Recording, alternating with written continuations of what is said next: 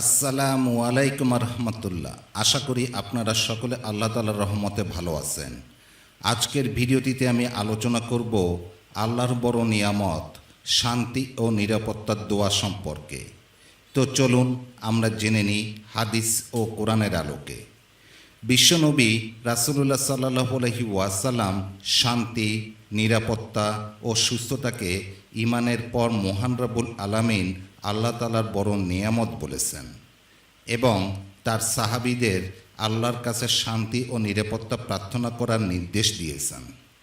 ওসাদ ইবনে ইসমাইল বাজালি রাদিয়াল্লাহু তাআলা আনহু বলেন, রাসূলুল্লাহ সাল্লাল্লাহু আলাইহি ওয়াসাল্লামের ইন্তেকালের পর একদিন আবু বকর রাদিয়াল্লাহু তাআলা আনহু মিম্বরে দাঁড়িয়ে বললেন, গত বছর আল্লাহ রাসূল সাল্লাল্লাহু আলাইহি ওয়াসাল্লাম আমার এই জায়গায় দাঁড়ালেন।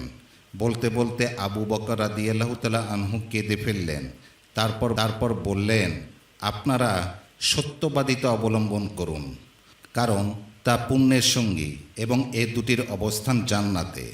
আপনারা অবশ্যই মিথ্যা পরিহার করুন, কারণ তা পাপাচারের সঙ্গী এবং এ দুটির অবস্থান জাহান্নামে। আল্লাহর কাছে সুস্থতা ও নিরাপত্তা প্রার্থনা করুন। ঈমানের পর কাউকে সুস্থতা ও নিরাপত্তার চেয়ে উত্তম কিছু দান করা হয়নি। একে অপরের প্রতি হিংসা বিদ্বেষ পোষণ করো না, সম্পর্ক ছেদ করবে না এবং পরস্পর থেকে মুখ ফিরিয়ে নেবেন না। হে আল্লাহর বান্দারা, আপনারা ভাই ভাই হয়ে যান। সূত্র সুনানে ইবনে মাজাহ, মুসনাদে আহমেদ। এটা মূলত রাসূলুল্লাহ সাল্লাল্লাহু আলাইহি ওয়াসাল্লামের বক্তব্য, যা আবু বকর রাদিয়াল্লাহু তাআলা আনহু বর্ণনা করেছেন। আব্বাস ইবনে আব্দুল মুত্তালিব রাদিয়াল্লাহু তাআলা আনহু বলেন, আমি আল্লাহ রাসূল সাল্লাল্লাহু আলাইহি ওয়াসাল্লামের কাছে গিয়ে বললাম, হে আল্লাহর রাসূল, এমন কোনো দোয়া আমাকে শিখিয়ে দিন যা আল্লাহ তাআলার নিকট আমি প্রার্থনা করতে পারি। তিনি বললেন, আল্লাহ তাআলার কাছে শান্তি ও নিরাপত্তা প্রার্থনা করুন। কিছুদিন যাওয়ার পর আবার গিয়ে আমি বললাম, হে আল্লাহর রাসূল, আল্লাহ তাআলার কাছে কোনো বিষয় প্রার্থনা করতে পারি?